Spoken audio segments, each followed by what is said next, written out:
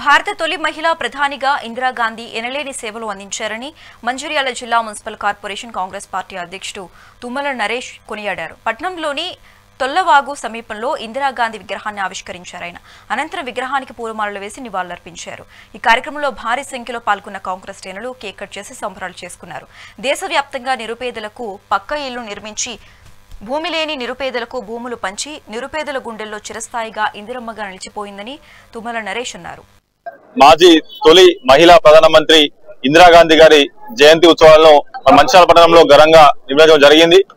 ఇందిరాగాంధీ గారు ఆనాడు ప్రధానమంత్రిగా పదవి చేపట్టినప్పటి నుండి ముఖ్యంగా వారి ఆలోచన మొత్తం ఈ దేశంలో పేదరికం చాలా ఉన్నది, పేదరిక నిర్మూలకు ఎంతో కృషి చేయాలని చెప్పేసి వారు కరుడుగట్టిన పేదరికం వాదిగా ముందుగా ఎవరికైతే భూస్వాములకు భూములు ఉన్నాయో వారి దగ్గర నుంచి భూములను తీసుకొని పేదలకు పంచిన ఘనత ఈ రోజు గౌరవ దివంగత మాజీ ప్రధానమంత్రి ఇందిరాగాంధీ దక్కుతుంది. భూ సంస్కరణ పేరిట ఈ దేశంలో పేదలకు భూములు పంచడమే కాక వారికి ఆ భూములకు సరిపడా సాగునీరు కావచ్చు, ఇటు రుణ సదుపాయాలు కావచ్చు, అనేక రంగాల్లో ఈ రోజు దేశాన్ని ముందుకు తీసుకెళ్లిన ఘనత గౌరవ ప్రధానమంత్రికి మాజీ ప్రధానమంత్రి దక్కుతుంది. అంతేకాకుండా ముఖ్యంగా ఈ దేశంలో ఆధునిక పరంగా ముందుకెళ్లాలంటే కొన్ని సంస్కరణలు తీసుకోవాలని చెప్పేసి అనేక సాంకేతిక శాస్త్ర తీసుకొచ్చిన ఘనత కూడా ఆమె చెప్పక తప్పదు.